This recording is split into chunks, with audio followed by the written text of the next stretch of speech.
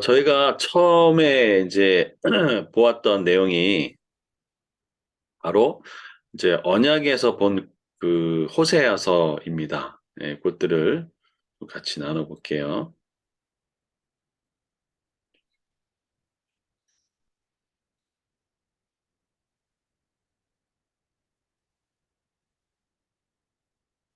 잘 보이시나요?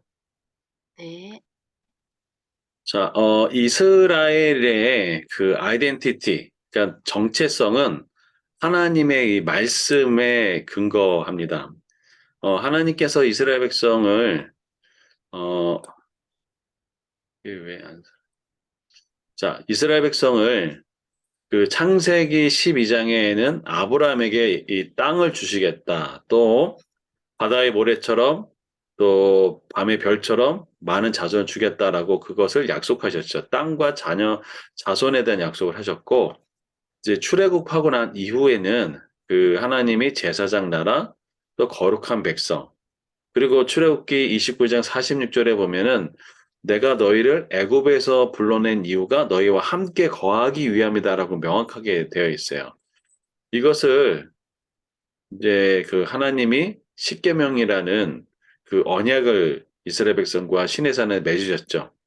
근데 이 언약은 반드시 그 하나님 함께 거하시는 성전이 있어야 되고 또 그 성전에서 제사를 집행하는 대제사장, 제사장들이 있어야 되고 또 하나님과 그 이스라엘 백성들 사이에 이 거룩한 백성으로 제사장 나라가 되기 위해서는 이스라엘 백성 자체가 그 거룩과 부정과 그 다음에 정결 사이에서 있어야 되는데 그 중에 특별히 정결한 백성이 돼야 되겠죠.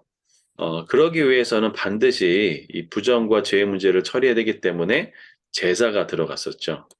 그리고 하나님이 7일 그 중에 6일은 일하시고 하루를 쉬셨고 또 출애굽을 하면서 이스라엘 백성들을 구원하신 그 하나님의 그와 교제하는 그 안식일을 말씀하셨고 또 하나 이 아브라함에게 약속했던 그 땅.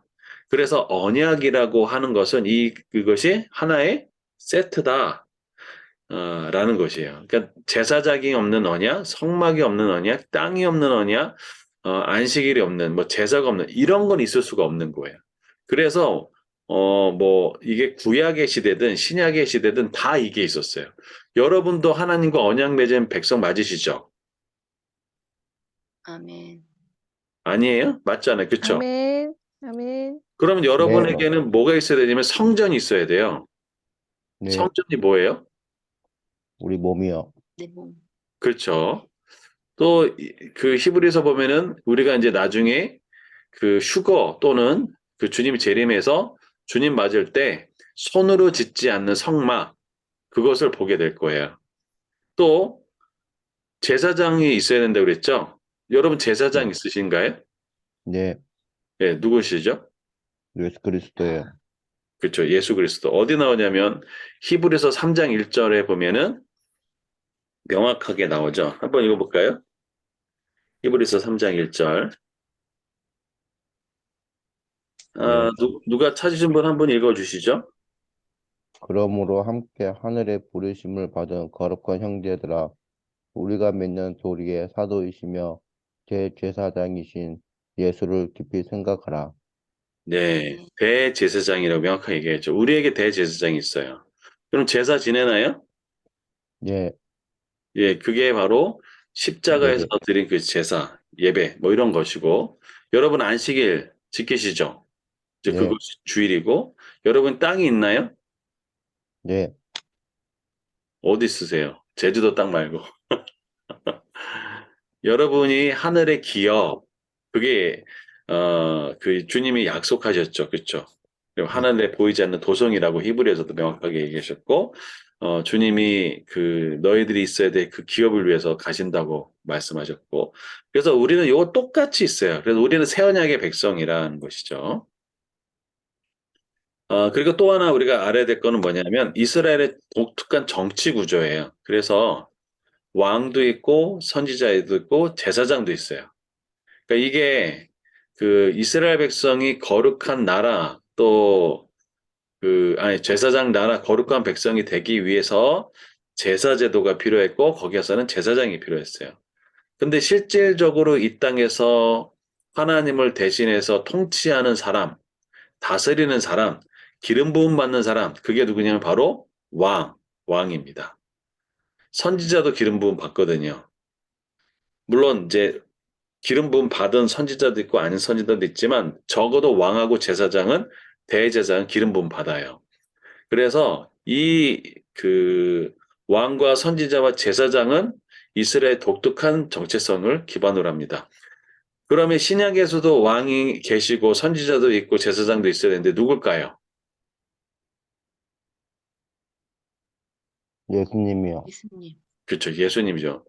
그래서 마태복음에 보면 왕으로 오신 예수님이고 또 복음서에 보면 그 선지자라는 얘기가 나오고 제사장은 예수 그리스도가 히브리 3장 1절에 읽었던 대로 대제사장. 이게 언약의 세트입니다. 이것은 어디를 가나 그러니까 에스겔을 대입하든 구약을 대입하든 신약을 대입하든 이건 다 같이 있는 거예요. 이해되셨죠? 자, 그래서 호세아가 지금 뭘 얘기하고 있냐? 북이스라엘이 무너졌다, 타락했다라고 얘기를 하는 거예요. 그래서, 자, 너희가 십계명을 어겼고, 하나님의 언약을 깼고, 그랬다는 거예요. 그래서 이 언약이 깨졌는데 이거 하나만 깨진 게 아니라 실상은 모두 깨졌냐? 성전. 성전에서 우상숭배를 하고, 베다웬, 그 다음에 아웬, 뭐 이런 여로보암의 죄, 다들 금송아지를 숭배하는 그런 곳이 바로 이 성막에서 이들이 그 타락했던 모습을 그대로 보여줍니다. 또 하나는 제사장들이 타락했어요. 어떻게 타락했냐? 심지어 호세 6장 9절에 살인하는 제사장까지도 얘기합니다. 이것도 깨졌습니다. 또 하나, 자, 이들의 기업, 이들이 그 조상부터 물려받던 이 기업이 뭐 길르앗은 죄악의 동굴이고 소굴이고 산꼭대기 길갈 베델 다 우상 숭배하는 자들이 있고 길르앗은 악의 소굴이라고 할 정도로 됐습니다. 그래서 뭐 호세아서 9장 15절은 모든 악이 길갈에 있다라고 얘기할 정도로 그들의 땅이 다 오염되고 어떻게 했을까요? 더러워졌다는 것들을 이야기합니다. 또 하나 제사 어떻게 했을까요? 속죄 제물을 먹어버려. 절대 먹으면 안 되는 건데 음행의 제사를 드리고 범죄한 제단이고 타락한 제사를 드리고 바알의 제사를 드리고 이것도 깨졌죠. 그리고 안식일도 마찬가지죠. 안식일도 지키지 않고 월삭 뭐 이런 거 절기 전혀 지키지 않는 일이 벌어지죠. 또 하나 왕은 그러면 어땠을까? 왕은 지도자에 타락했다. 반역한 자들이다. 내가 너희 이 왕들을 도무지 알지 못한다라고 얘기를 하고 있습니다. 선지자는요. 똑같죠. 선지자들도 그대로 타락했고 거짓을 얘기하고. 그러니까 완벽하게 이스라엘이 모든 언약의 기반은 다 무너졌다라는 얘기를 하고 있는 거예요. 하나님은 의인 한 사람, 의인 5사람이라도 있으면 그 성을 멸망시키나요? 멸망시키지 않나요? 명확하게 멸망시키지 않는다고 말씀하셨어요. 그런데 북이스라엘 어떤 일이 벌어졌죠? 완전히 다 이 모든 그 언약의 체계가 다 무너졌다라는 것들을 의미하는 겁니다. 에스겔에서 보면은 하나님의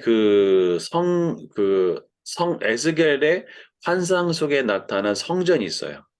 그 성전을 어떻게 회복하냐? 하나님이 화평의 언약을 주고 에스겔 선지자를 통해서 다윗 왕 같은 사람들도 일으키고 그 다음에 대제사장이 일어나고 여호와 삼마 하나님의 성전이 나오고 그 다음에 번제와 그 제사 심지어 유월절도 회복된다. 그리고 안식일을 지키는 것이 왕의 본분이래요.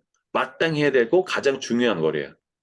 그리고 땅을 분배합니다. 그래서 에스겔 선지서 뒤쪽에 보면은 땅 분배가 나와요. 이게 언약의 시스템하고 똑같죠. 그래서 언약은 이렇게 된다라는 거예요. 히브리서도 마찬가지예요. 히브리서도 첫 언약. 그래서 이제 새 언약의 대제사장 예수, 성막은 하늘의 도성, 또 속죄는 영원한 속죄, 영원한 안식, 영원한 기업.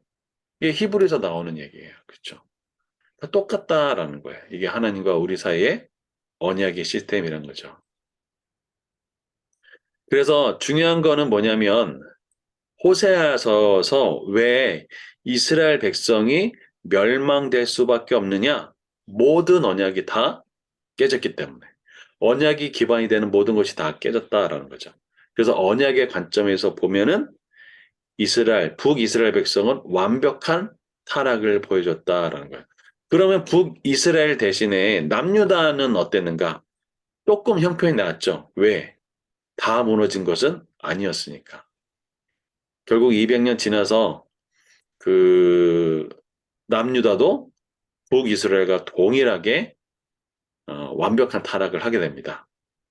그것이 이제 이사야서에서 나오는 또 에스겔에서 나오는 남유다의 완벽한 타락이 요 그대로 나오는 것이 기록되어 있습니다. 자, 그래서 그러면 이제 언약의 관점에서 본 것을 했고 이제는 이제 호세아 본문에 대한 간단한 요약을 좀 해보도록 하겠습니다. 자, 그 화면 보이시나요? 네. 예. 호세아서는 이 호세아가 삶으로 하나님의 메시지를 보여준 책이기도 하고 또 4장부터는 호세아가 하나님의 말씀을 선포한 책이기도 합니다. 그래서 만약에 호세아서를 가지고 사랑이 뭐냐라고 묻는다면 바로 이 호세아가 그 변함없이 보여준 그 고멜에 대한 사랑, 그것이 사랑이다. 호세아가 고멜을 사랑하듯이 하나님도 이스라엘 백성을 사랑한다. 이것이 호세아가 보여준 사랑의 메시지입니다. 음, 왜 이러지? 자, 그래서 1장부터 3장은 이 음란한 아내, 또 그 자녀들을 변함없이 사랑하는 호세아의 모습을 이제 보여주고 있지요. 우리 호세아서에 보면 그 아이고 호세아서를 보면 1장부터 3장이 삶으로 보여준 호세아 메시지라면 4장부터 14장까지가 이제 호세아가 선포된 메시지인데 요렇게 볼 수도 있고요. 다양하게 구조를 쓰는데 저는 이제 요렇게 주로 보았죠. 그래서 세 가지로 호세아가 선포된 메시지를 압축한다면 첫째는 하나님을 아는 지식이 없는 이스라엘. 두 번째는 인애가 없는 이스라엘. 세 번째는 진실이 없는 이스라엘. 이렇게 세 가지로 나눠서 볼 수 있습니다. 뭐 이건 했고 그 호세아서는 처음 호세아가 그 하나님의 음성을 들었을 때 호세아야라고 하면서 하나님이 너는 음란한 여자를 맞아서 음란한 자식을 낳아라. 이게 이 총각 호세아에게 주신 하나님의 첫 번째 메시지였던 것 기억나시나요? 예, 이때였던 것이죠. 이건 넘어가도록 하고요. 그래서 그 호세아 선지자에게 있어서 이 선지서는 가장 중요한 부분이 뭐냐면 그 신명기적 사관이에요. 자, 이게 이스라엘 백성인데 이스라엘 백성들에게 하나님께서 율법, 말씀을 주셨죠. 그 말씀의 핵심이 신명기고 그 신명기 모세오경 중에 그 신명기 중에 특별히 네, 더 요약하면은 십계명이라고 할 수 있어요. 하나님 사랑, 이웃 사랑. 그래서 하나님의 말씀을 지키고 서로 사랑하고 하는 사람은 율법을 준수하는 삶이고 또 그렇지 않고 율법을 지키지 않는 삶이 두 가지로 나눠져 있죠. 그래서 율법을 준수하는 삶은 의인의 삶이고 율법을 지키지 않는 삶은 악인의 삶. 율법을 준수하고 의인의 삶을 살면 하나님이 복을 주시고 율법을 지키지 않고 악인의 삶을 살면 하나님이 어떻게 하시나요? 저주하신다고 했습니다. 그래서 이스라엘 백성이 율법을 준수하고 의인의 삶에서 축복을 받아야 되는데 이스라엘 역사는 율법을 지키지 않고 악인의 삶을 살고 저주를 받는 것으로 했죠. 그래서 선지서는 뭘 얘기하냐? 바로 돌아와라 이렇게. 너희가 율법을 지키지 않는 삶에서 율법을 지키는 삶으로 악인의 삶에서 의인의 삶으로 또 저주받는 삶에서 축복의 삶으로 돌아오라는 것이 이 선지서의 이야기죠. 근데 이스라엘 역사는 바로 이 의인의 삶과 악인의 삶 사이에서 있었죠. 그래서 결국 이 의인의 삶을 살지 못하고 결국 계속 악인의 삶을 살면서 결국 멸망하게 되는 것이 선지서의 호세아 선지서의 이야기입니다. 그래서 하나님의 레드선, 심판의 선인데 그게 바로 동성애, 또 수간, 뭐 이런 성적인 타락의 극한이 바로 이 하나님의 레드선입니다. 레드선. 그래서 요즘에 동성애나 이런 것들이 막 합법화되려고 하고 유럽 교회도 마찬가지로 이렇게 했던 것은 사실 하나님의 심판에서는 넘어선 거라고 보여져요. 이런 관점에서 보면 하나님의 마지막 때는 이 전 세계가 이 동성애와 그 어떤 이런 성적 타락의 극한에 가 있는 것들이 반드시 일어날 거로 저는 생각합니다. 자, 그래서 고멜 얘기했었고요. 예. 호세아서를 보면 고멜과 호세아 사이에는 세 명의 자녀가 있었어요. 첫 번째가 이스르엘, 두 번째가 로루하마, 세 번째가 로암미였어요. 근데 노루하마는 딸이고 둘 다는 이제 아들이었죠. 호세아 2장 1절을 잠깐 보시죠. 호세아 2장 1절을 보면 이렇게 나와 있습니다. 너희 형제에게는 암미라 하고 너희 자매에게는 누하마라 하고 라고 돼 있어요. 자, 여기서는 똑같이 우리는 뭐 단수인지 복수인지 잘 모르겠지만 그 히브리 성경에 보면 명확하게 나옵니다. 복수, 둘 다 복수로 나와요. 너희 형제에게는 너희 자매들에게는 이라고 나와요. 그러니까 이스라엘과 노암미는 형제들이니까 이해가 돼요. 로루하마는 딸 하나인데 자매들에게는 이란 말이 맞지 않죠. 그 얘기는 어, 사생아가 있다라는 거죠. 다시 말하면 어떻게 호세아가 음란한 여자를 만났냐, 머리에 임란한 여자로 쓰여지지 않은데 그것은 바로 고멜이 사생아를 낳았다라는 얘기고 호세아 5장 7절에 보면 이렇게 되어 있죠. 그들이 여호와께 정조를 지키지 아니하고 사생아를 낳았으니 그러므로 새 달이 그들과 그 기업을 함께 삼키리로다. 여기에 사생아 낳았다고 얘기하고 있잖아요. 그렇죠? 그래서 고멜은 어떤 사람이냐? 창기는 아니에요. 하지만 부정한 관계로 자녀를 출산한 여인이다라는 것이 고멜입니다. 자, 왜 창기가 아니야? 그러면 호세아 3장 1절에 보면 또 호세아 1장 2절에 보면은 어, 자눈이라는 표현을 써요. 너는 음란한 여자라. 이 자눈. 또 호세아 3장 1절에 보면 너는 음녀가 된 그 여자. 이 고멜을 얘기하죠. 그게 라아프라고 써요. 자, 그런데 그 창세기 34장 31절에 보면은 유다가 이 창기를 이제 매매하는 부분이 나오는데 이때 간음하다 매춘하다 창녀 이때가 자나라는 써요. 그러니까 이때가 바로 음녀라는 진짜 창기를 얘기하는데 그래서 이 호세아서에 나오는 고멜은 창기는 아니었다. 하지만 부적절한 관계를 가지고 있었던 어떤 그런 가늠한 여인이다. 이것이 정리하면 좋을 것 같습니다. 이해되셨죠?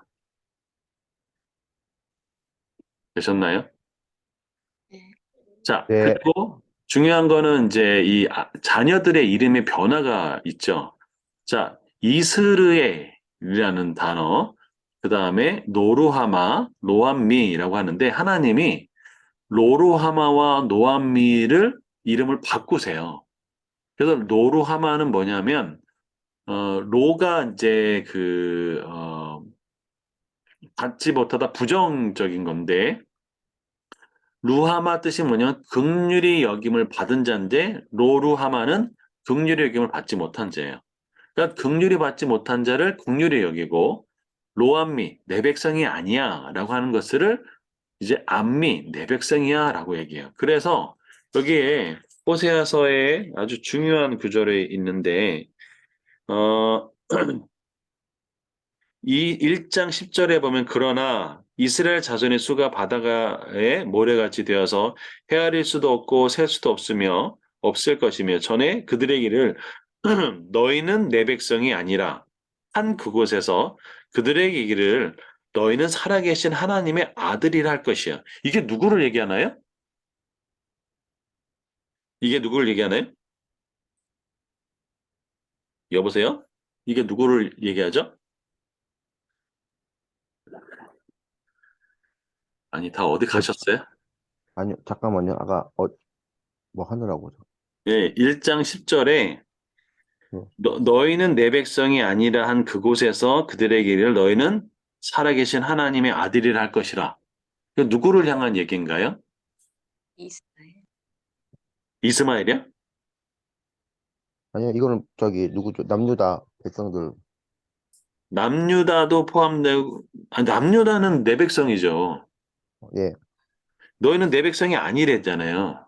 아, 그럼 북이스라엘이죠. 북이스라엘 왜? 북이스라엘도 하나님의 백성 맞죠? 12지파에 속했는데, 어쨌든, 잠깐만요. 지금 뭐 하십니까, 지금? 정신은 어디다 대고. 자, 아니, 백성이 아닌 사람이 누구예요? 내 백성, 언약의 백성이 아닌 사람이 누구예요?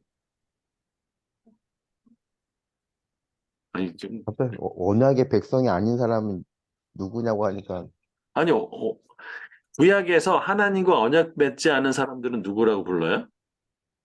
이방인이요. 그렇죠, 이방인이에요. 그렇죠. 예. 그 이방인들이 이제 뭐라고 그러는 거야? 너희가 그곳에서 이르기를 뭐라 하냐? 너희는 살아계신 하나님의 아들이래요. 어디서 들어보지 않았어요? 살아계신 하나님의 아들? 그 예수님이잖아요.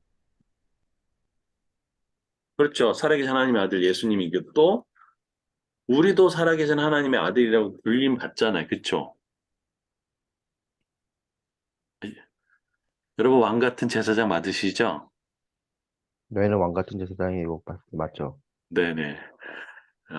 오늘 상당히 컨디션이 안 좋은 것 같은데 오늘 황사가 껴서 그런지 오늘 다들 이렇게 멍하신 것 같습니다. 어째? 예, 김은영 쌤, 네네. 네, 잘 따라오고 계신 아까, 아, 거죠? 네네. 아까 박혜경 센터장하고 통화해가지고 갑자기 전화 오셔서, 네, 아이고, 정신없습니다. 네네. 네. 왜 다들 오늘 다 이렇게 정신이 없으세요? 네. 자, 이해되셨죠? 이게 지금 뭘 얘기하냐면 우리 이방인들을 얘기하는 거예요. 그래서 여기 보시면 23절, 2장 23절을 보세요. 2장 23절. 내가 나를 위하여 그들을 이 땅에 심고 긍휼히 여김을 받지 못하였던 자를 긍휼히 여기며 내 백성이 아니었던 자들을 향하여 이르기를 너희는 내 백성이라 하리라. 이게 누구를 얘기하는 거예요? 이방인들이죠, 이방인. 그렇죠? 우리는 원래 하나님부터 긍휼히 여김을 받지 못했던 존재였어요. 근데 하나님이 긍휼히 여김을 받고 또 하나 너희는 내 백성 아니야. 언약 맺지 않았잖아. 그런데 하나님이 예수 그리스도로 언약 맺었어요. 그래서 우리는 새 언약의 백성. 그래서 신약은 무슨 언약이에요? 새 언약. 영어로 New Testament. 새 언약. 구약은 Old Testament. 옛 언약을 얘기하는 거죠. 이해되셨죠? 네. 네. 예, 자, 그런데 이 호세아의 이 아내 고멜은 이렇게 세 명의 자녀를 낳고 사생아도 있어도 어떻게 했나요? 그 자녀를 버려두고 어디로 갔어요? 예, 다른 남자 만나러 갔지만 결국은 못 만나게 되죠. 자, 그래서 호세아서의 이 고멜이 2장 7절에 보면 이렇게 얘기합니다. 그가 사랑하는 자를 따라갈지라도 미치지 못하며 그들을 찾을지라도 만나지 못할 것이라. 그제야 그가 이르기를 내가 본 남편에게로 돌아가리니 그때 내 형편이 지금보다 나았음이라. 이게 고멜의 후회죠. 그런데 네. 고멜이 남편한테 못 돌아갔을까요?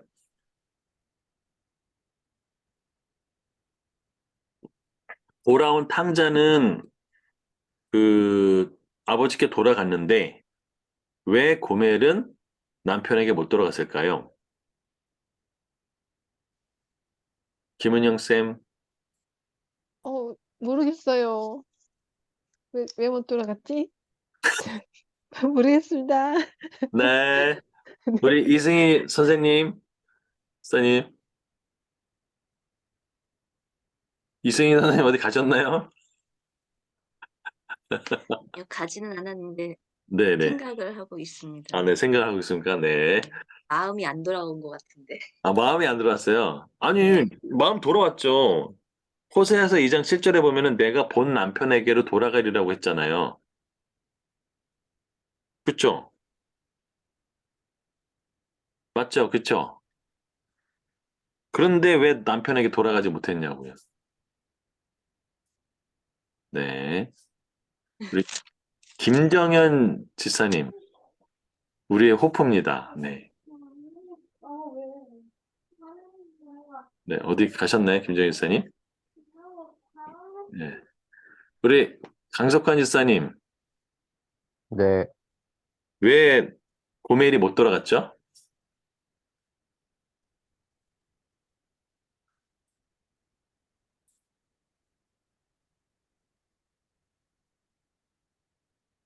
그건데, 네.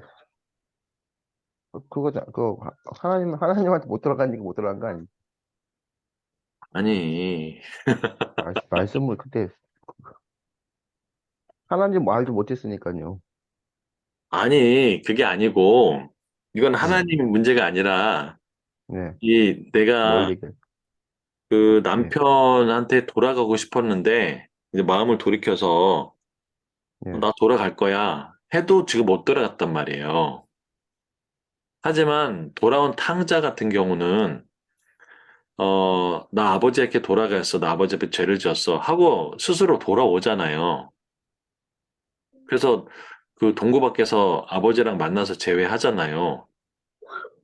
그런데 왜 고멜은 못 돌아왔냐 이거죠.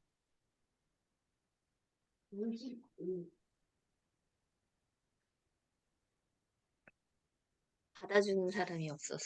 네? 아니요. 받아주죠. 원래는. 호세아가 받아줘요. 받아주죠. 예. 아니, 이거는 고멜이 스스로 거부한 거니까. 아니 성경에 나와 있는데 아, 면목이 없어서 못 들어간 거예요 그러면? 예? 아니, 그게 성경에 8절이 갑자기 바뀌는데, 7절에서. 아니, 호세아가 예. 대가를 지불하면서 지불이 돼야 데리고 올 수 있으니까 그렇죠. 오고 싶어도 못 온 거죠. 맞아요. 아 역시 호프입니다. 그 기억 얘기는 잘난다. 오, 그 얘기가 뭐냐면 맞아, 맞아. 고멜이 뭐가 됐냐면 종이 돼 버렸어. 종. 맞아, 네. 맞아, 맞아. 종이 맞아. 돼가지고 남편에게 돌아가고 싶어 돌아갈 수가 없었어요. 없었어요. 그러니까 호세아가 가서 종의 대가를 지불하고 네. 사와야 그 종에서 노임을 받는 거예요. 노임이 풀려지는 거예요. 그게 어디 나오죠? 호세아서 3장 2절에 나와요. 우리 호세아서 3장 2절을 다 같이 한번 읽어보겠습니다. 아, 여기 적어놨네. 예, 같이 읽어보겠습니다. 시작. 내가 내가 은 은 15개와 우리 우리 한 호멜 호멜 반으로 나를 위하여 그를 사고. 예, 나오죠?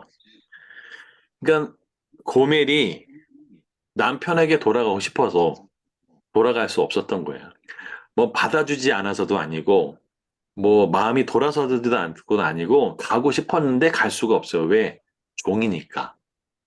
그러니까 누군가 나 대신에 이걸 풀어줘야만 내가 돌아갈 수 있었던 거예요.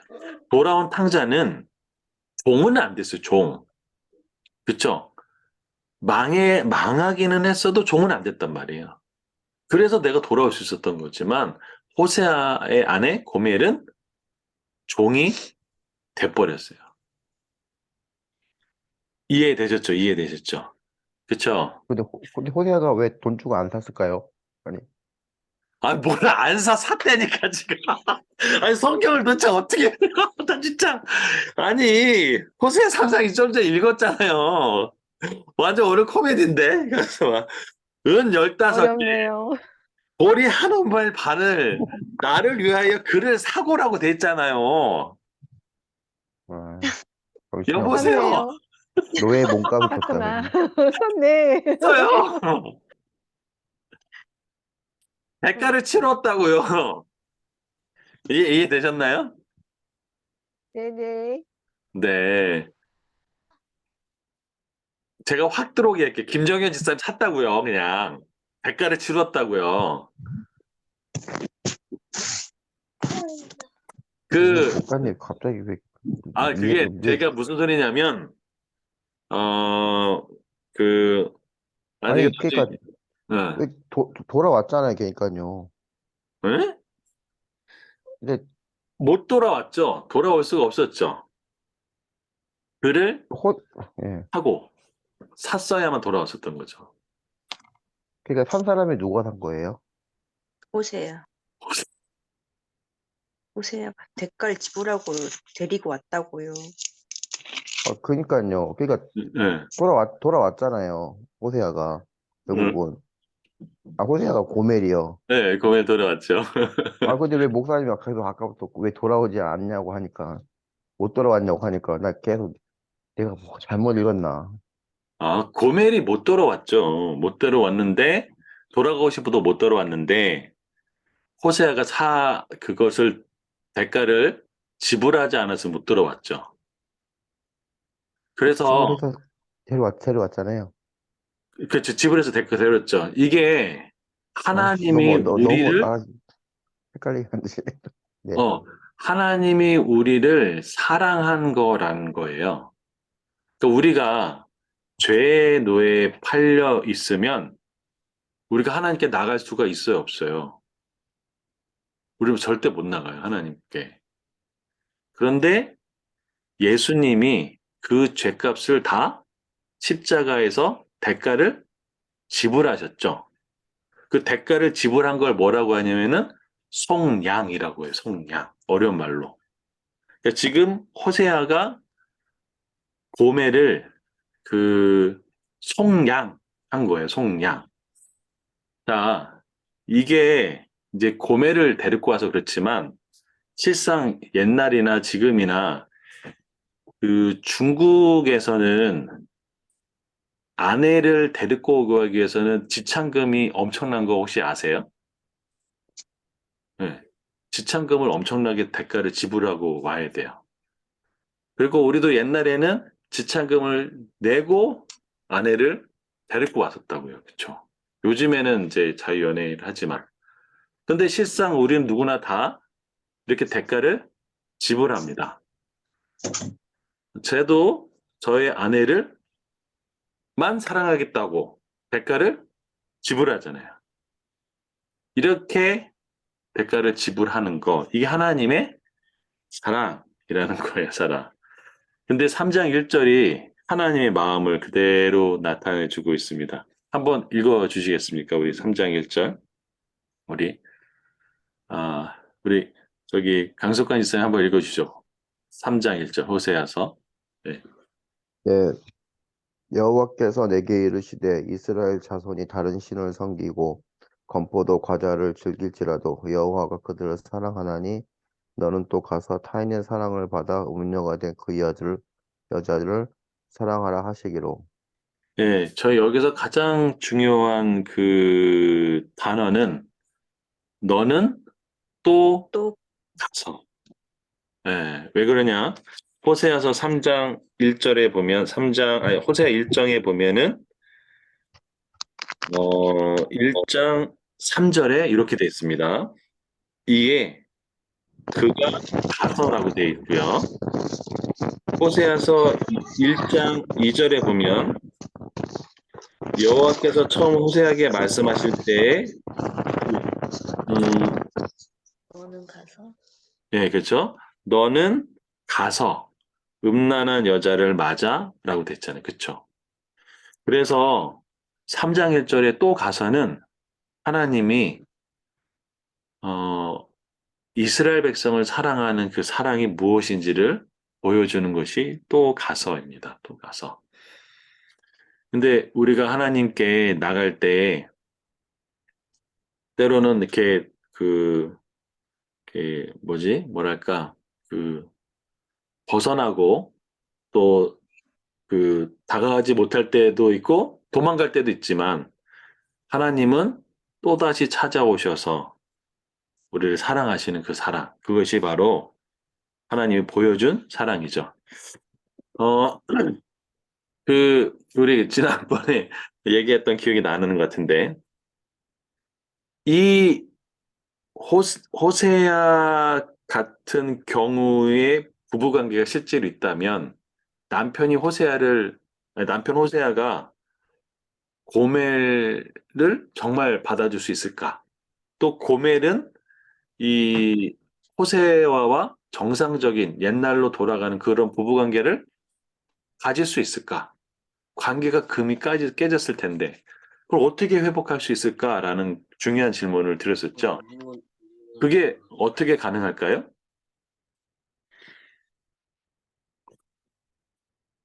김은영 쌤, 어떻게 가능할까요? 네네. 잘 모르겠습니다. 너무 어렵네요. 네. 네. 불가능할 것 같은데. 불가능할 것 같죠. 예. 근데 네. 여기 호세아의 회복의 키가 있다고 말씀을 드렸죠. 네, 우리 강석관 지사님, 회복의 키가 뭘까요? 관계를 회복하는 열쇠. 나도 내게 그리하리라. 하나님의 사랑 그거 말씀하신 건가요? 네네네, 맞아요. 어디 있죠? 3장이요. 네네, 3절에. 네, 3장 3절. 전 여기서 참 많이 은혜를 받았는데, 이제 호세아가 대가를 다 지불하고, 속량하고 아내를 데리고 옵니다. 그래서 뭐라고 하냐면은, 그녀에게 이르기를, 너는 많은 날 동안에 나와 함께 지내고라고 합니다. 그러니까 하루 이틀, 어, 있어야 관계가 회복되는 게 아니라 많은 날이 지나다는데 그동안 하는 그 가이드를 하나 주죠. 음행하지 말아라. 또 다른 남자를 따르지 말아라. 이렇게 얘기해요. 그리고 나와 오래 함께 있자라고 얘기죠. 그러면서 가장 중요한 얘기를 하죠. 나도 내게 그리하리라. 변함없는 하나님의 사랑. 호세아가 고멜을 향해 준 그 변함없는 사랑을 이야기하죠. 이게 이 원리가 신약 성경에서도 똑같이 나오죠. 우리 고린도 전서를 잠깐 살펴볼까요? 고린도 전서 1장 8절에 보면 이렇게 돼 있죠. 주께서 너희를 우리 주 예수 그리스도의 날에 책망할 것이 없는 자로 끝까지 견고하게 하시겠다. 라고 돼 있어요. 고린도 교회는 한마디로 이것도 교회냐라는 교회가 고린도 교회라고 얘기했죠.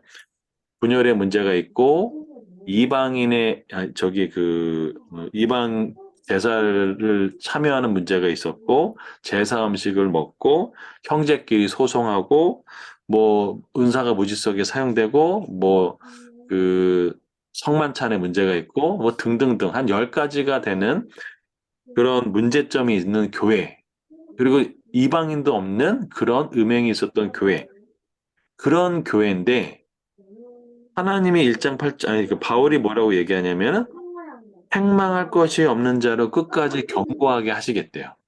그럼 어떻게 그렇게 바꿀 수 있냐? 어떻게 그렇게 회복하게 할 수 있냐? 그것이 9절입니다. 9절. 우리 이승희 집사님 한번 읽어주시겠어요? 9절. 너희를 고린도전서. 불러 그의 아들 예수 그리스도 우리 주와 더불어 교제하게 하시는 하나님은 믿으시도다. 네. 그러니까 하나님이 그 예수 그리스도 우리 주와 더불어 교제하게 하시는 하나님은 미쁘시되 교제. 그렇죠? 하나님과 교제 사귐이죠. 그러니까 호세아가 이 고멜과 있어서 관계 회복하는 데 있어서 결정적인 것은 하나님과 함께하는 거, 교제하는 거. 바로 그것이 호세아인데, 그럼 어떻게 그거 관계를 유지할 수 있을까? 음행하지 말고, 다른 남자 따르지 말고. 그럼 다른 말로 바꾸면, 우리 신약 시대 백성을 바꾸면 이런 것이죠. 세상을 사랑하지 말고, 또 세상을 따르지 말고, 하나님을 따르라라는 것과 동일한 얘기죠. 그래서 하나님도 변함없이 우리를 그 사랑을 보여주겠다라는 것이죠. 이 사랑, 어, 나도 내게 그래야겠다. 이 사랑이 바로 헤세드의 사랑이죠. 헤세드의 사랑은 언약에 근거한 사랑입니다. 우리 인간은 하나님의 사랑을 받아도 때로는 하나님께 떠나서 방황도 하고 또 하나님 멀리 떠나서 거의 없는 것처럼 지내다가도 그런 탕저처럼 다시 돌아왔을 때 하나님이 우리를 여전히 사랑하시는 것은 하나님의 사랑이 언약에 근거해서 변하지 않기 때문에 그것이 가능한 것이죠. 자, 이게 이제 호세 1장부터 3장에 있는 중요한 메시지이고요. 4장부터 14장까지에는 중요한 것이 이제 세 가지. 첫 번째가 하나님을 아는 지식이 없는 것. 4장 6절입니다. 우리 혹시 김정희 집사님 읽어주실 수 있으세요? 가능하신가요? 4장 6절이요. 네, 4장 6절. 네. 내 백성이 지식이 없으므로 망하는도다. 내가 지식을 버렸으니 나도 너를 버려 내 제사장이 되지 못하게 할 것이요. 내가 내 하나님의 율법을 잊었으니 나도 내 자녀들을 잊어버리리라. 예. 여기에 아주 중요한 얘기가 나오는데, 내 백성이 지식이 없다. 그래서 망한다라고 했을 때 여기서 지식은 바로 성품적인 것과 이제 관계적인 것을 이야기하죠. 그래서 특별히 여기서는 관계적인 암을 얘기합니다. 그러니까 내가 여러분 제 이름을 아시죠? 박은서라고 아시잖아요, 그렇죠? 그런데 저를 속속들이 다 아시나요? 그거는 또 아닐 수 있죠, 그렇죠? 그러니까 관계적인 암과 또 지식적 암은 다른 거죠. 어, 여러분의 그 남편이나 여러분의 자녀들, 뭐 아내는 그 서로 잘 알죠. 누구보다도 더 잘 알 거예요. 그렇죠? 이거는 관계적인 암인 것이죠. 근데 이스라엘 백성이 지금 뭐가 없었냐면 하나님과 이런 관계적 지식이 없었다라는 거죠. 자, 그런데 이스라엘 백성은 왜 하나님을 알지 못했을까? 왜 하나님과 좋은 관계를 맺지 못했을까? 그게 4장 11절과 12절에 나와 있습니다. 우리 김은영 쌤 한번 읽어 주십시오. 4장 11, 네. 12절.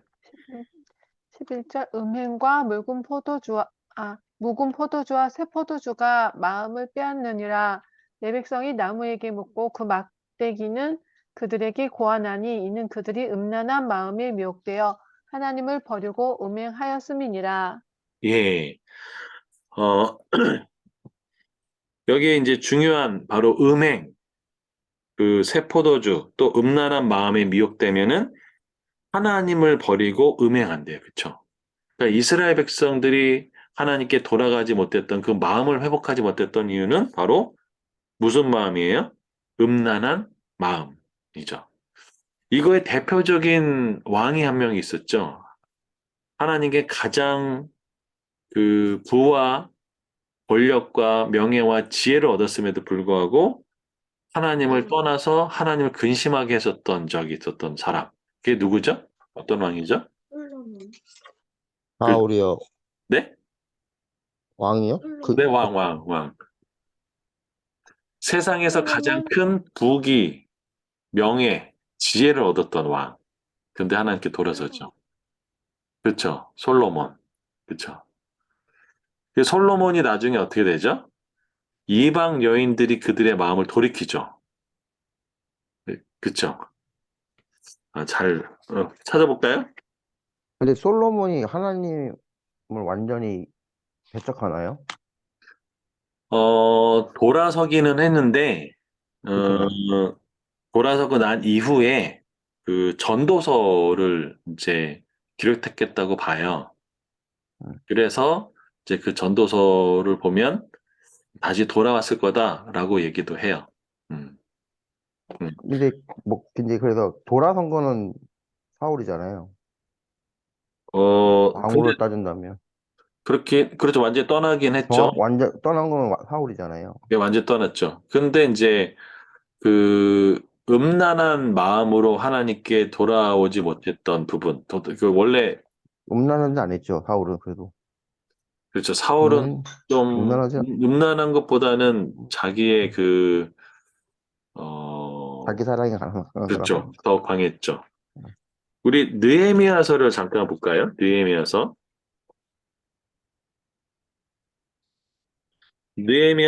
13장 26절을 보십시오.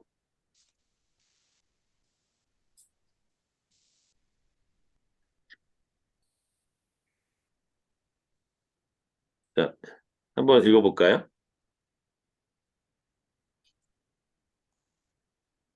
또 이르기를 옛적에 이스라엘 왕 솔로몬이 이 일로 범죄하지 아니하였느냐. 그는 많은 나라 중에 비길 왕이 없이 하나님의 사랑을 입은 자라. 하나님이 그를 왕으로 삼아 온 이스라엘을 다스리게 하셨으나 이방 여인이 그를 범죄하게 하였나니. 예, 하나 더 읽어보죠. 27절. 너희가 이방 여인을 아내로 맞아 이 모든 큰 악을 행하여 우리 하나님께 범죄하는 것을 우리가 어찌 용납하겠느냐. 예, 여기 보면 범죄하게 됐던 부분이 가장 뭐였죠? 바로 음란한 마음이었죠. 그러니까 이 음행이 그렇게 무서운 부분입니다. 그래서 마음을 무너뜨릴 수 있는 아주 중요한 부분이죠.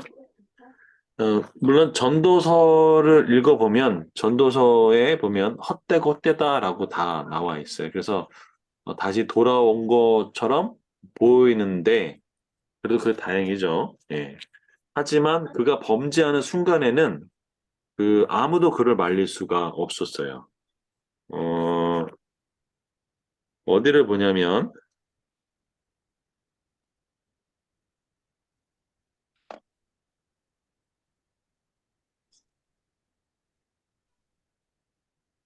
어, 열왕기상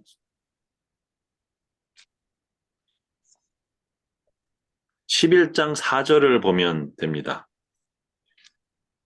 열왕기상 11장 4절. 예. 같이 한번 읽어볼까요? 시작. 솔로몬의 나이가 많을 때에 때 그의 그의 여인들이 여인들이 그의 그의 마음을 마음을 돌려 돌려 다른 다른 신들을 따르게 하였으므로 왕의 마음이 마음이 그의 그의 아버지 다윗의 다윗의 마음과 같이 같지 살고 아니하여 그의 하나님 그의 하나님 여호와 여호와 앞에 온전하지 온전하지 못하였으니라고 되어 있습니다. 자, 그러니까 온전하지 못했을 그 당시에는 선지자가 나타나서 11장 9절에 보면은 솔로몬이 마음을 돌려 이스라엘 하는 여호와를 떠남으로 여호와께서 그에게 진노하시니라.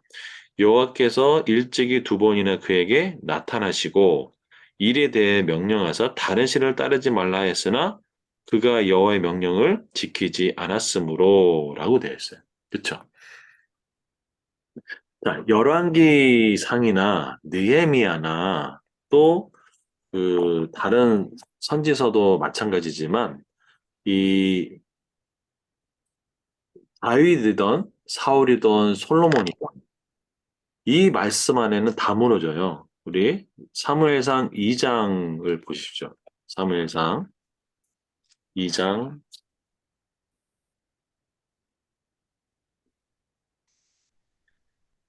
2장 30절. 우리 강석관 지사님 한번 읽어 주십시오. 사무엘상 2장 30절. 그러므로 이스라엘 하나님 나 여호와가 말하노라. 내가 전에 내 집과 내 조상의 집이 내 앞에 영원히 행하리라 하였으나 이제 나 여호와가 말하노니 결탄코 그렇게 하지 아니하리라. 나를 존중히 여기는 자를 내가 존중히 여기고 나를 멸시하는 자를 내가 경멸하리라. 예. 이, 어, 이 말씀에 다 대입이 돼요. 솔로몬이 그렇게 하나님의 사랑을 받아서 부와 명예와 지혜와 성전을 짓는 축복을 받았지만 결국은 하나님 말씀을 끝까지 어기니까 나라가 그의 사후에 둘로 쪼개지죠. 이런 일이 벌어지고 다윗도 이 말씀에 하나님의 합한 사람이었지만 하나님의 말씀, 지존자의 뜻을 멸시하고 우리아의 그 아내 아니, 바세바를 맞아. 취하죠. 예. 그때 하나님이 뭐라고 말씀하셨는지 혹시 아세요? 하나님이 이 말씀 명확하게 얘기하십니다. 볼까요? 어디냐면 어, 왕상 몇 장이냐면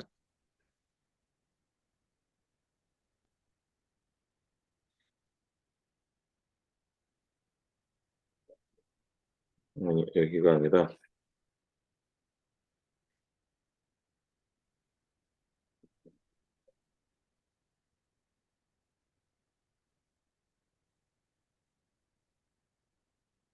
예. 사무엘하 12장입니다. 사무엘하 12장 9절. 12장 9절. 우리 김은용 쌤 한번 읽어주시죠. 사무엘상 12장 9절 10절. 사무엘상이요. 네, 사무엘하. 죄송합니다. 사무엘하 9장, 사무엘하 아니, 9장 10절. 12장 사무엘 9절 10절. 네네네. 잠시만요. 사무엘하 12장 9절 10절요. 네, 네네. 그런데 어찌하여 네가 여호와의 말씀을 업신여기고 나 보기에 악을 행하였느냐? 네가 칼로 햇사람 우리아를 치되 암몬 자손의 칼로 죽이고 그의 아내를 빼앗아 네 아내로 삼았도다. 이제 네가 나를 업신여기고 햇사람 우리아의 아내를 빼앗아 네 아내로 삼았은즉 칼이 네 집에서 영원토록 떠나지 아니하리라 하셨고. 예. 그러니까 하나님의 마음에 합한 사람 다윗도, 또 사울 왕도, 또 그, 솔로몬, 하나님이 이 사랑을 입은 솔로몬도 결국 하나님의 말씀을 무시하고 업심여기니까 동일하게 하나님께 이제 심판의 칼날을 피할 수 없게 된 거죠. 그러니까 하나님은 이 말씀, 나를 존중히 여기는 자, 다시 말하면 내 말씀을 존중히 여기는 자를 내가 존중해주고, 내 말씀, 그 하나님 말씀을 멸시하는 자를 하나님이 멸시하겠다고 말씀하시죠. 이게 참 무서운 말씀이잖아요. 그쵸? 예. 그래서 우리는 선과 늘 내가 서 있다고 생각할 때가 정말 무서웠고 조심해야 될 때인 것 같아요. 우리는 겸손하게 있어야 될 것 같습니다. 그래서 이 말씀의 원리가 호세아에서도 그대로 적용되고 다른 선지서나 이것이 그 성경 전체를 통과하는 말씀이죠. 근데 하나님은 참 오래 참으시는 것 같아요. 번번이 하나님 말씀을 무시하고 멸시할 때도 끝까지 참아주시고 기다려주시고 돌아오라고 얘기하시는 하나님. 그 마음을 하나님이 곳곳에서 나타내 주죠. 그게 호사에서도 그대로 나타내져 있죠. 자, 이게 이제 그 우상 숭배하고 음행하고 이렇게 되어서 있는데 호세아서 6장을 잠깐 보시죠. 6장. 자, 6장에 그 이제 아주 유명한 구절이죠. 6장 1절부터 3절. 혹시 김정희 집사님 읽어주실 수 있으세요? 호세아요. 예, 6장 1절부터 3절.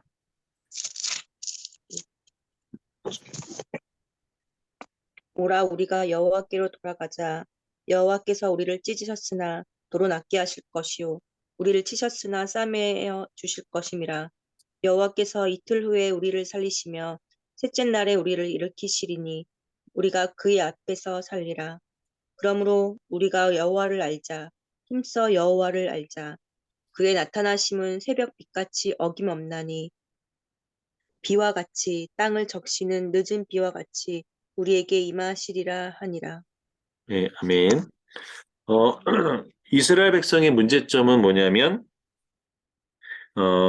지식이 없어서 망했죠. 그 하나님과 관계가 없어서 망했잖아요. 그러니까 호세아가 뭐라고 얘기하냐면은, 힘써 여호와를 알자, 여호와께 돌아가자라고 얘기해요.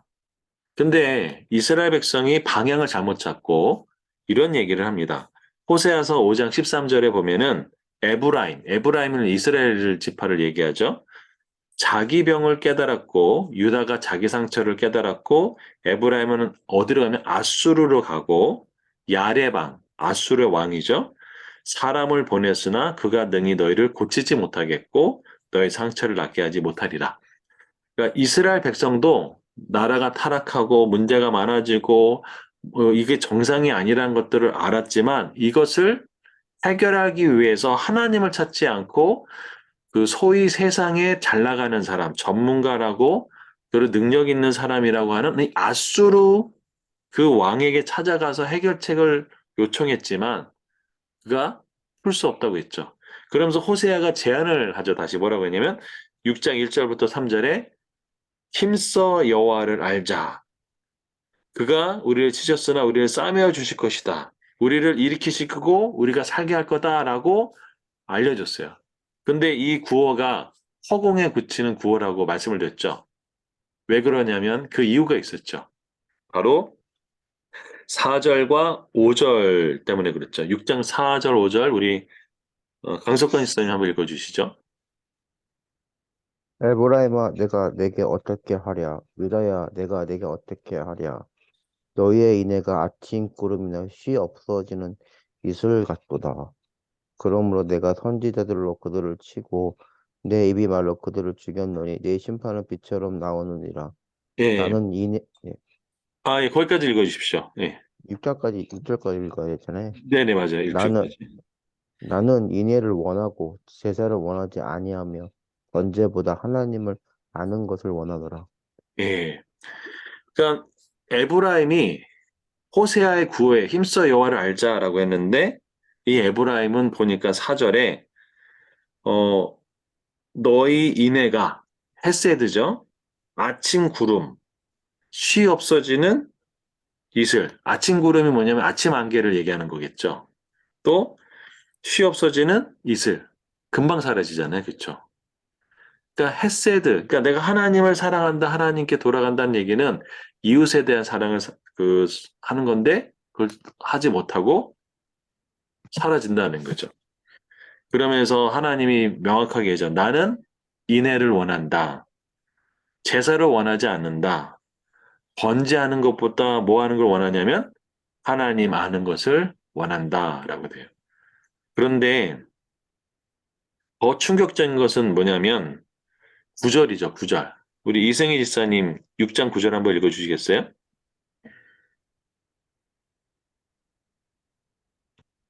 강도 때가 사람을 기다린 같이 제사장의 무리가 세겜길에서 살인하니 그들이 사악을 행하였느니라. 예, 세겜이 제사장들이 있는 곳인데, 물론 우상 숭배하는 제사장들이긴 하지만 그들이 강도 때처럼 사람을 털고 죽이고 하는 제사장 무리가 되는 거죠. 그러니까 쉽게 얘기하면 그 목회자 집단들이 강도 때랑 똑같아지는 거예요. 어떠세요? 이러니까. 그러니까 이들의 헤세드, 이웃을 향한 사랑이 없는 거죠. 그래서 오늘 이제 이 야고보서가 바로 행함이 없는 믿음은 죽은 믿음이다라고 얘기하는 게 여기에 근거하고 있는 것이죠. 그러니까 우리가 믿는다면 삶에서 헤세드를 실천해야 될 필요가 여기에 있는 거죠. 그러니까 첫 번째가 하나님과 뭐가 없는 거예요? 그 하나님 아는 지식이 없는 거고, 두 번째가 오늘 지금 읽었던 뭐가 없냐면 인애가 없는 이스라엘 백성을 얘기하고, 그 다음에 세 번째가 뭐냐면 바로 어, 진실하지 못한 이스라엘 백성을 나옵니다. 그게 어디냐면 11장 12절 보겠습니다. 우리 김정희 지사님 한번 읽어주시겠습니까?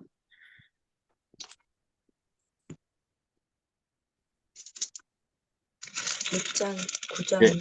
호세아서 11장 12절과 12장 1절이요.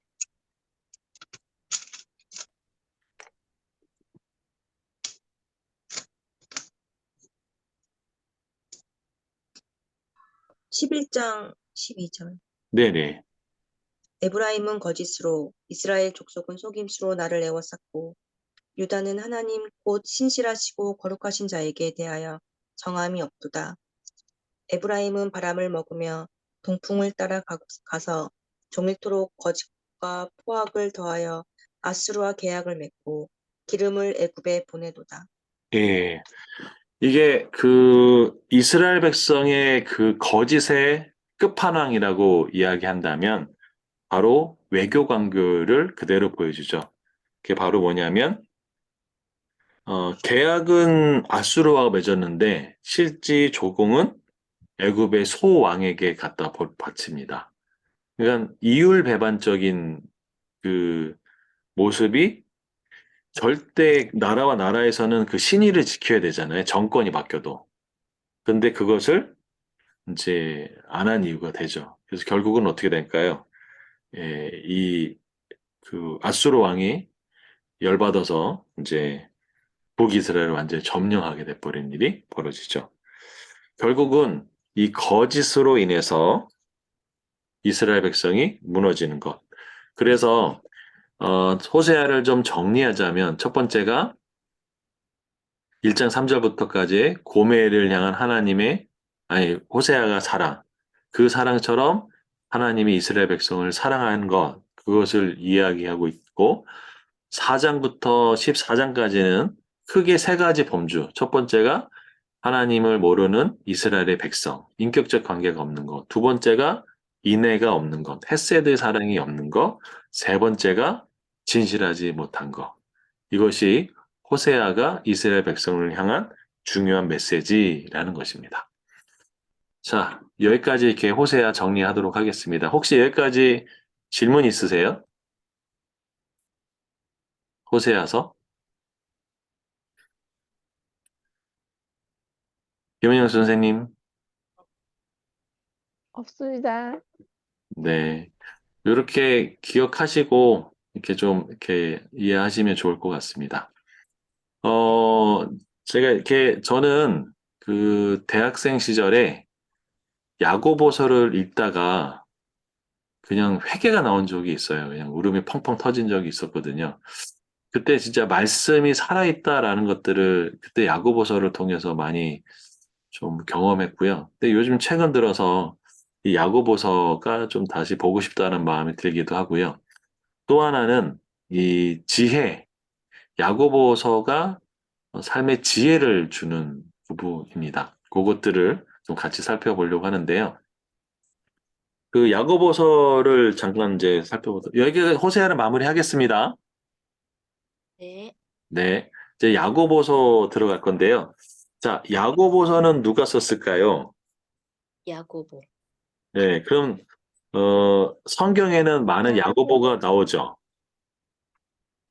그럼 어떤 야고보일까요? 예수님의 육신의 동생. 예, 어떻게 아셨어요? 기본인가?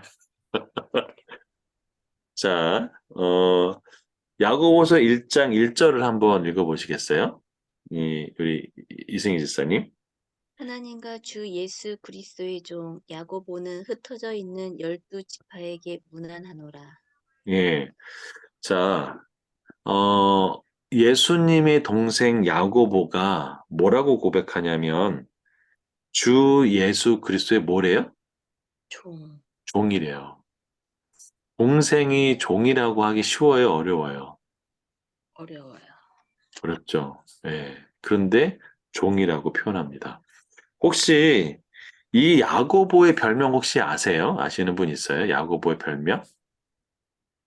아시는 분? 우리의 아들? 아, 예. 그거는 다른 야고보예요. 아, 단세호야? 예, 다른 야고보예요. 예. 혹시 아세요? 아시는 분?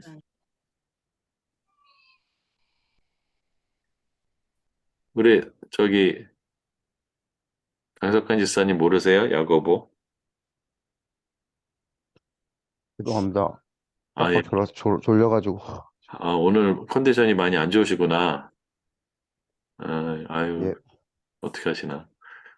우리 김정현 집사님, 혹시 야고보 별명 아세요? 아니요. 아, 그렇구나. 네. 혹시 낙타 무릎 들어보셨어요?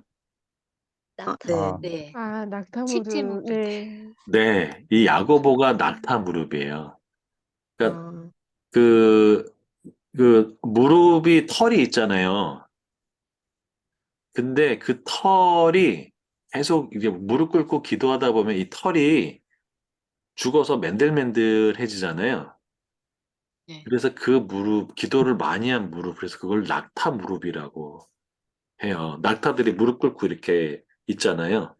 그렇게 하듯이 야고보가 그렇게 기도를 많이 했거든요. 그래서 이 야고보는 그 믿지 않는 유대인들한테도 굉장히 존경을 받았던 사람이 바로 이 야고보입니다. 근데 이 야고보는 그 권위가 있었을까요? 없었을까요? 당시에 초대교회 있었을 것 같아요. 어느 정도 있었을까요? 추측해 보시면 신약 성경의 그들 동원해서 사도급으로. 사도급으로 사도급보다 더 셌습니다. 그 베드로가 주의 형제 야고보라는 표현을 써요. 그리고 보고할 때도 예루살렘에서 보고할 때도 이 그 야고보한테 보고를 해요. 혹시 사도행전에서 그 사도 바울이 이방인들의 할례 문제, 아, 그 그 문제를 가지고 올 때, 그, 엄청난 그 성경 권위자 아닙니까, 야고보가? 그렇죠. 제가, 예, 그때 구약에 최종 대해. 결정을 누가 내리죠? 야고보요. 네, 야고보가 내려요. 방금 보실래요? 사도행전 15장을 보시죠. 역시 힘들어도 그 가닥이 나오는군요. 그냥 생각이 났습니다. 목사님 옛날에 그, 네네. 그, 자, 어디냐면, 담에, 맞아요. 사도행전 15장 13절 보시죠. 사도행전 15장 13절. 읽어볼까요? 우리 강석환 이스 읽어주시죠. 말을 마침에 야고보가 대답하여 이르되 형제들아 내 말을 들으라. 예, 예수님의 동생 야고보가 말씀. 네, 이 야고보예요. 그러니까 이 그 가장 중요한 그 이방인들의 할례 문제, 또 그, 율법을 지키지 않고, 괜찮냐. 또 그, 뭐야, 어, 이들은 그럼 율법 지켜야 되냐, 할례를 행해야 되냐, 이런 문제를 논할 때 결정적인 역할을 한 사람이 바로 야고보예요. 최종적인 판결을 내렸어요. 그게 그 정도로 초대교회 예루살렘에서 야고보의 위치는 어마어마했어요. 근데 이 야고보가 처음부터 예수님 믿었을까요? 안 믿었을까요?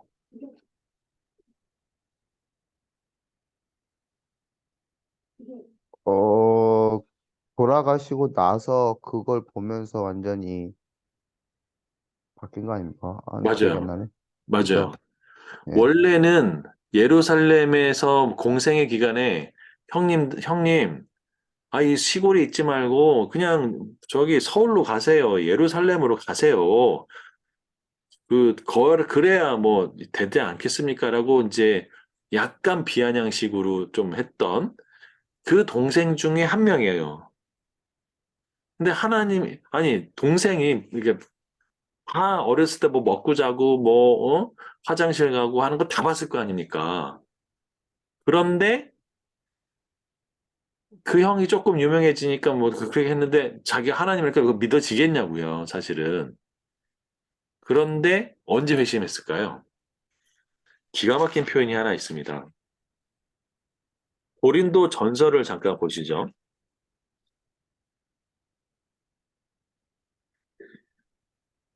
고린도전서 15장 6절부터 7절. 우리 강석관 지사님 좀 읽어주시죠. 네. 고린도전서 15장 6절, 네. 7절. 그 후에 500여 형제에게 일시에 보이셨나니 그 중에 지금까지 대다수는 살아 있고 어떤 사람은 잠들었으며 그 후에 야고보에게 보이셨으며 그 후에 모든 사도에게와 맨 예, 나중에 만삭되지 못하여 나한테 내게도 보이셨습니다. 여기에 누가 나와요? 야고보의 야고보가 나와요. 예수 동생 야고보. 예. 그러니까 한번 생각해 보세요. 그 야고보가 예수님이 십자가 못 박혀서 죽으신 거를 형이니까 가장 근거리에서 봤겠죠. 그리고 그 네. 시체를 수습해가지고 저기 어 그 동, 무덤에다가 집어넣는 것까지 관여했겠죠. 네. 돌무덤으로 담궜는데 그러고 나서 부활하고 나서 예수님이 야고보를 찾아왔어요. 거기서 어떻게 됐을까요?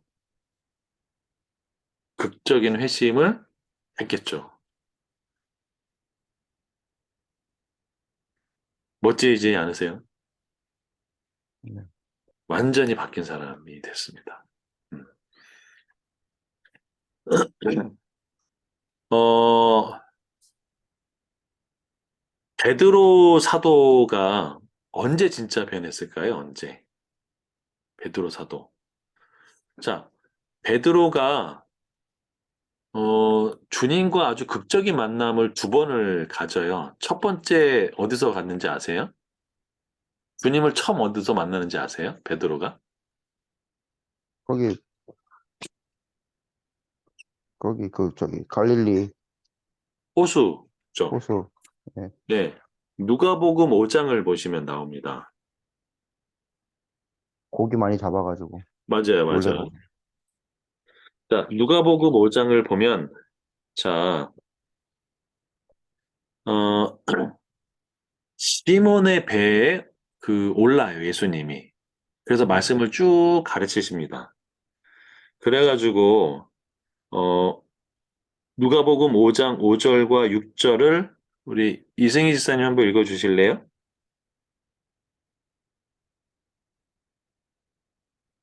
이승희 지사님?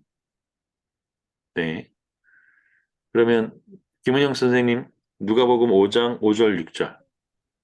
5장 5절 6절 시몬이 대답하여 이르되 선생님 우리들이 밤이 새도록 수고하였으되 잡은 것이 없지만은 말씀에 의지하여 내가 그물을 내리리다 하고 그렇게 하니 고기를 잡은 것이 심히 많아 그물이 찢어지는지라.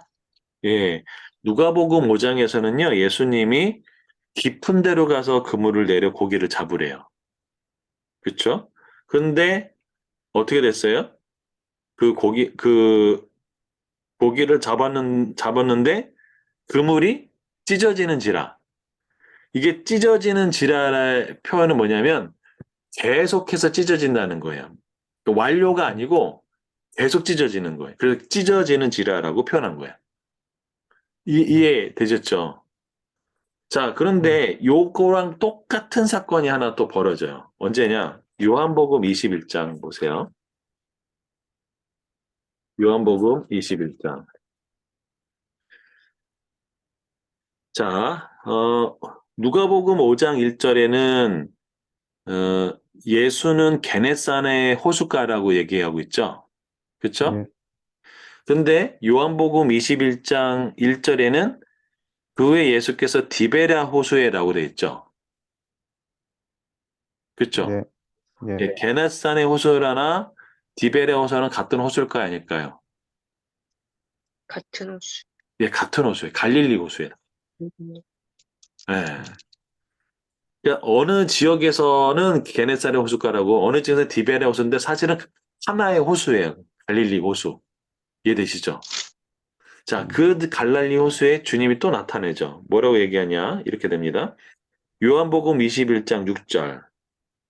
자, 이르시되 그물을 배 오른편에 던지라. 그리하면 잡으리라 하시니 이에 던졌더니 물고기가 많아 그물을 들 수 없었더라. 그런데 11절에 우리 강석관 집사님 읽어주시죠.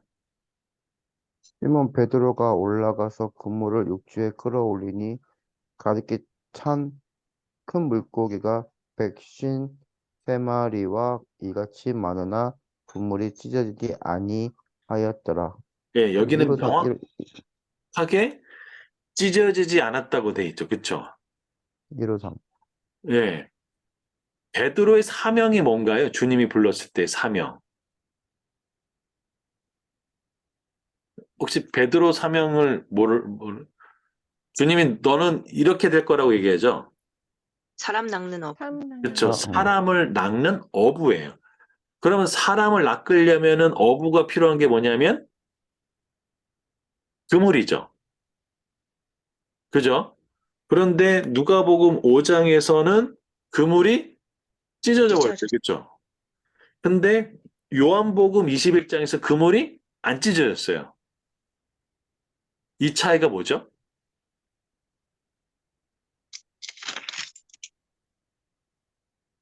아, 이거를 대답하면 신학생 해도 됩니다. 네. 부활하신 네?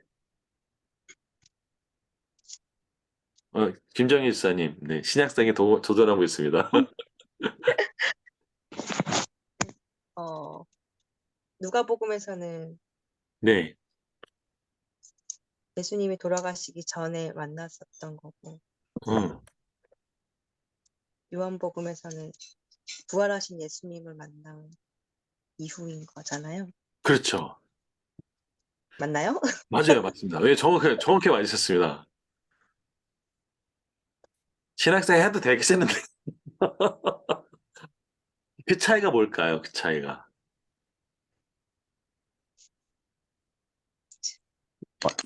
믿음의 차이죠. 완전한 믿음의 차이죠. 예수님이 이제는. 말씀을 듣기 전 같은 부활의 능력. 양육 전후. 아, 네. 배신한 베드로와 배신할 수 없는 베드로잖아요.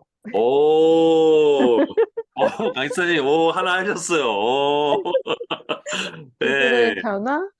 네? 베드로의 변화예요? 그렇죠. 자, 음. 보세요.